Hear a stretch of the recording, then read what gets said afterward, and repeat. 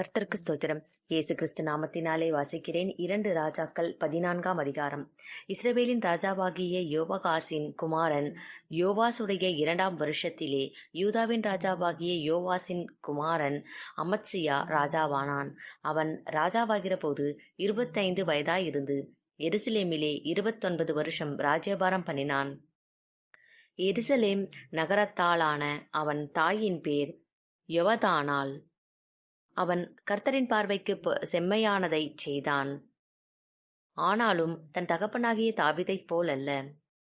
தன் தகப்பனாகிய யோவாஸ் செய்தபடியெல்லாம் செய்தான். மேடைகள் மாத்திரம் அகற்றப்படவில்லை, ஜனங்கள் இன்னும் மேடைகளின் மேல் பலியிட்டு தூபங்காட்டி வந்தார்கள். ராஜ்யபாரம் அவன் கையிலே ஸ்திரப்பட்ட போது அவனுடைய தகப்பனாகிய ராஜாவை கொன்று போட்ட தன் ஊழியக்காரனை கொன்று போட்டான். ஆனாலும் பிள்ளைகளின் நிமித்தம் பிதாக்கள் கொலை செய்யப்படாமலும் பிதாக்களின் நிமித்தம் பிள்ளைகள் கொலை செய்யப்படாமலும் அவனவன் செய்த பாவத்தின் நிமித்தம் அவனவன் கொலை செய்யப்பட வேண்டும் என்று மோசேயின் நியாயப்பிரமாண புஸ்தகத்தில் எழுதியிருக்கிறபடி கர்த்தர் கட்டளையிட்ட பிரகாரம் கொலை செய்தவர்களின் பிள்ளைகளை அவன் கொல்லாதிருந்தான்.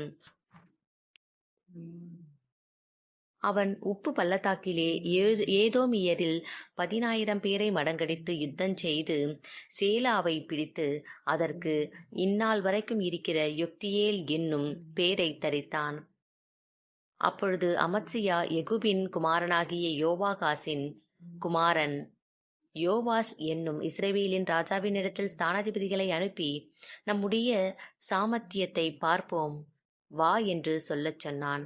அதற்கு இஸ்ரவேலின் ராஜாவாகிய யோவாஸ் யூதாவின் ராஜாவாகிய அமத்சியாவுக்கு ஆள் அனுப்பி, லீபனோனிலுள்ள முச்செடியானது லீபனோனிலுள்ள கேதுரு மரத்தை நோக்கி, நீ உன் மகளை என் மகனுக்கு மனைவியாக விவாகம் செய்து கொடு என்று சொல்லச் சொல்லிற்று.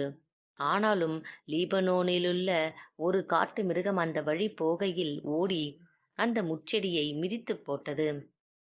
நீ ஏதோமியரை முறிய அடித்ததினால் உன் இருதயம் உன்னை கர்வங்கொள்ள பண்ணினது.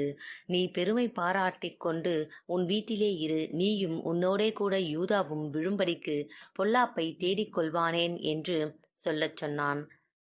ஆனாலும் அமத்சியா செவிகொடாதே போனான். ஆகையால் இஸ்ரவேலின் ராஜாவாகிய யோவாஸ் வந்தான். யூதாவிலுள்ள பெத்ஷிமேசிலே அவனும் யூதாவின் ராஜா அமத்சியாவும் தங்கள் சாமர்த்தியத்தை பார்க்கிறபோது யூதா ஜனங்கள் இஸ்ரவேலருக்கு முன்பாக முறிந்து அவரவர் தங்கள் கூடாரங்களுக்கு ஓடிப்போனார்கள்.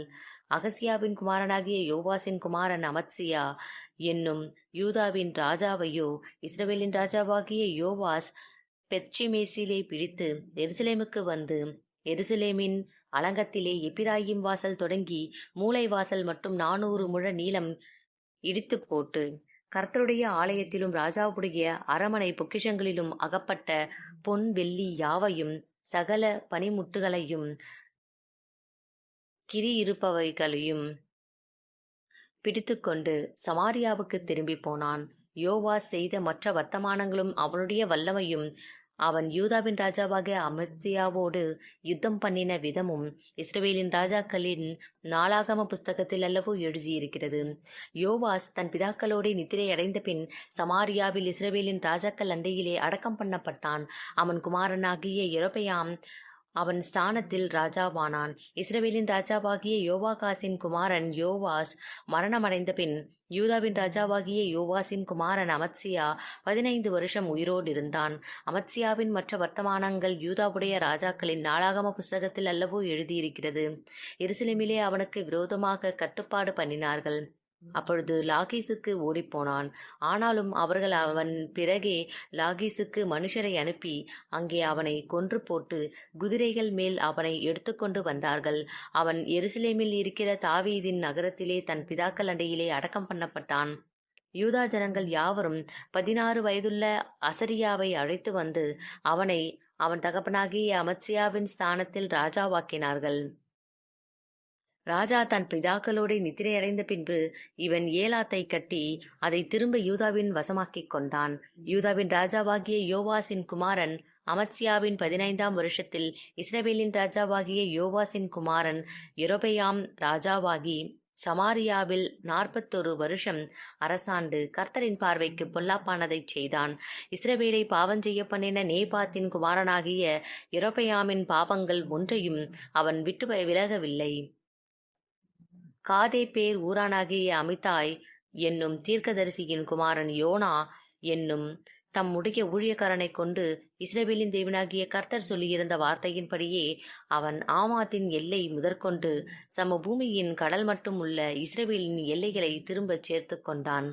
இஸ்ரவேலின் உபத்திரவம் மிகவும் கொடியது என்றும் அடைபட்டவனும் இல்லை, விடுபட்டவனும் இல்லை, இஸ்ரவேலுக்கு ஒத்தாசை செய்கிறவனும் இல்லை என்றும் கர்த்தர் பார்த்தார்.